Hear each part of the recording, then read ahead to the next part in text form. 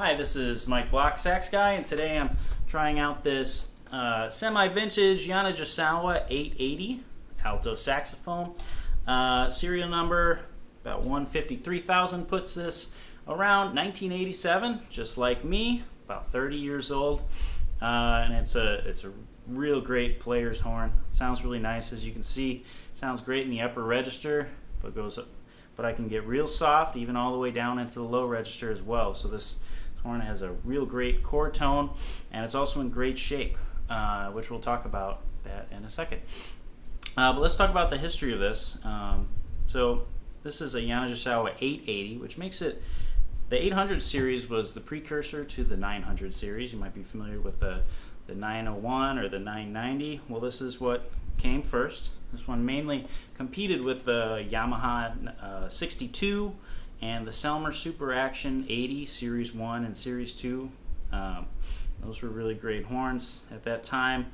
A lot of companies out of Japan, like Yamaha, like Yanagisawa, were starting to make very high quality saxophones, competing with the US and European based companies, and really dropping the prices while making extremely high quality instruments such as this one. So this is definitely a pro level instrument.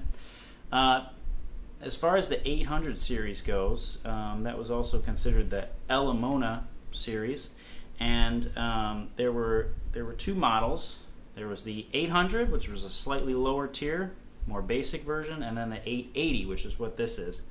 The 800 had a different neck, had an overslung neck, more traditional, whereas this one has an underslung neck, which means it hinges on the bottom, which is kind of similar to, like, say, a King Super 20. And yeah, I'm not sure what that does for the playing, but I think it looks really cool.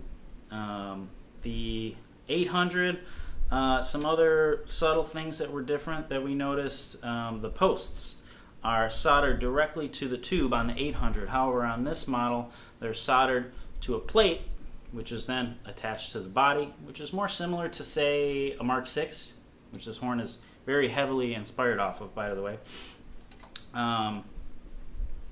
And yeah, I think there's some other features that I can't think of right now.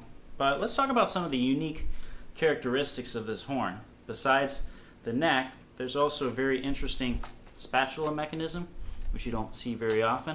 So look, there's actually like a black pivoting key here, which enables you to slide a little more gracefully from B to C sharp. I like that feature a lot. It's very cool. Another feature that I like, double braced keys, which Yanagisawa still does today on their pro horns, because it just gives you a more firm push down on the pads, on the C and on the low B.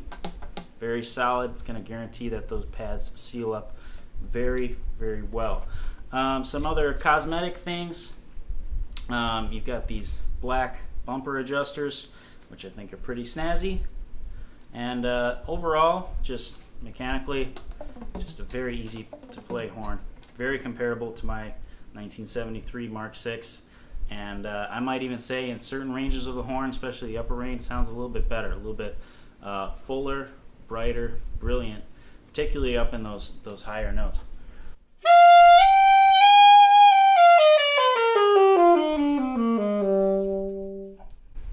Yeah, so let's talk about the condition.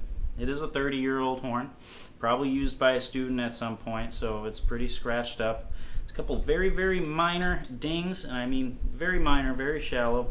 One by the C sharp, does not affect the C sharp, pad seals perfectly. And then there's another one somewhere. Oh yeah, there's a little tiny one on the bell. But the bell is straight, body is straight, the bow perfectly round.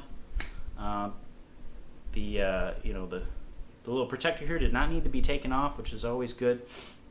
And so it's in great shape. It's been totally mechanically overhauled. Has all brand new pads, which I'll show you pictures of. It's a ribbed construction horn, so it's very sturdy. And yeah, just overall, it's a great value, great player's horn. If you want a pro instrument, or say maybe you're a tenor player looking for a great alto sax to double with, this is a great option.